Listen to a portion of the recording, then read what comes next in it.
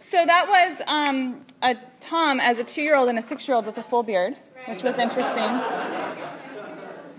I know, this is kind of a juicy topic. And basically for today, what we'll do is I'm going to have a quick kind of lesson from here, and then we'll split into small groups as usual and discuss. So you will have time to talk with your leaders and all that kind of stuff. So basically, you might be wondering, what does sex and sexuality have to do with God? And is it okay that we're talking about this in a church? Well, it is okay, and we are excited to just kind of discuss this with you because, as you may or may not realize, sex and sexuality is all around us, and it's kind of an important topic, especially for sort of the age range that you guys are at. And so we don't want to make this feel uncomfortable for you, but we want you to be able to have a safe space to talk about this kind of stuff. And so that's what we're doing for the next 3 weeks. So don't worry, it's only 3 weeks. Okay, guys? But obviously make sure you're here for those 3 weeks. Okay. I'm going to read from Genesis 1. And when you get back into your small groups, if you want to look it up again, that's totally great. Genesis chapter 1. And I'm going to read from verses 26 through 28. But does anyone remember kind of what Genesis chapter 1 is all about? Yeah. The earth being made. Okay, perfect. Creation, right? So God makes not only the earth, but a bunch of other stuff, like plants, and he, forms water and air and all this kind of stuff. And he basically creates what we know as the world. And in verse 26, he keeps creating, and let me read to you what he does. Then God said, "Let us make humankind in our image, according to our likeness, and let them have dominion over the fish of the sea, over the birds of the air, and over the cattle, and over all the wild animals of the earth, and over every creeping thing that creeps upon the earth." So God created humankind in his image. In the image of God he created them. Male and female he created them. God blessed them, and God said to them, "Be fruitful and multiply, and fill the earth and subdue it, and have dominion over all the fish of the sea, over all the birds of the air, and over every living thing that moves upon the earth." And so God created everything. Okay, so God created the earth, he created the birds and the fish and all this stuff, and he also created us as humans. And God also created sex. So that might be kind of weird to hear, but it's true. And God created us and God created sex the way he wanted it to be created. So God could have said, to be able to have more humans, it's going to be through a high five. And when you high five, there's a baby, right? And then life goes on. So you would make sure only to high five when you wanted to create a baby, right? But it wouldn't be really that intimate or that big of a deal, because now we just high five anybody. Whoa, there would be a lot of babies. But do you know what I mean?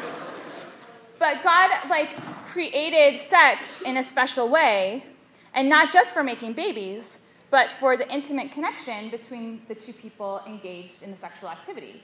And so he could have done it any way he wanted. He could have not even used humans and just said, go to this factory when you're ready to have kids and just pick it up or whatever, right? Because he made Adam and Eve from the dirt. He could probably keep making more. But no, he created this special way not only for babies and procreation, but also for that special relationship. And so it's important to note that it's not God's really awkward about sex, or oh, that's kind of weird. I'm involved in everything in life, but when it comes to that part, I'll just close my eyes or something, God is intimately involved in the process, and he created it for it to be good. And so something else about this verse says that we were made in the image of God. And so if we think about that, if we're created in the image of God, everything that God has created was made for his glory. And so we were made for his glory. Everything that God created was made for his glory. And so sex was also created for God's glory. Whoa, but it's true. So if you think about the different maybe ways that we see sex in our culture, maybe you've seen that in movies or other things, maybe not exactly sex, but the way sexuality is portrayed. Sometimes that sexuality isn't really looking like it's glorifying God. You know what I mean? And so what we want to talk about today is how can our sex and our sexuality really glorify God? What does that look like? What does that mean? In a way, sex is kind of about something bigger than just the act of sex. And it can't really be dealt with just like casually because it's so much bigger than that. And it's not really about just fun.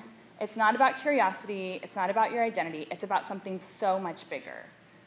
For example, I have my phone here. Okay, this is my cell phone. A lot of people have a cell phone, right? Now, my phone is not really about just the phone. My phone is about being connected to my friends or my family. So like if my phone dies or it doesn't work, it's no longer really a phone. It's just like a hunk of metal that's taking up space in my purse. You know what I mean? Because if it's not functioning like as a phone, it doesn't really do its job because my phone is actually about connecting to my friends. It's not about having a piece of metal. Do you know what I mean? Same thing like my wedding ring. My wedding ring is like a example or like a showing of the fact that like I'm married and I'm committed to someone. But if I lose my wedding ring, that doesn't mean that I'm not married anymore. Do you know what I mean? That just means that I'm like kind of sad. Well, probably really sad. But it's not like the ring is the thing that keeps me married. The ring is a symbol of my marriage. Does that make sense? So it's like the thing is the ring, but the actual what it really means is like I'm married in my marriage. So this is about that. I don't know if you guys have anything sentimental that you keep for whatever reason. Like sometimes there's special things in our lives that, like a ticket stub or something where you're like, this ticket stub is really just a piece of paper, but it reminds me of this really awesome time that I had. And so this thing is about that. I brought one such item with me. This is a cassette tape. You may have never seen one of these before, but it used to play music on certain types of machines, which are very difficult to find now. And this actually is the last cassette tape that I kind of have. I got rid of all the rest because it was like, I don't even have a cassette player anymore. And so you might be thinking, okay, that's ridiculous. Why did you keep this tape? Especially if you don't have a way to play it, and you can obviously get this music like through iTunes in like 4 seconds. So like, what's the big deal? Well, this cassette tape is New Kids on the Block Hangin' Tough. If you're not familiar with NKOTB, especially the earlier stuff, I would highly recommend. Okay, but this is my tape that I got in junior high, and this was like the ragin' band for junior high girls when I was in junior high. And so this tape just like represents like that time in my life. My friends and I would play it at sleepovers, and we'd like come up with dances and whatever, silly stuff that you do.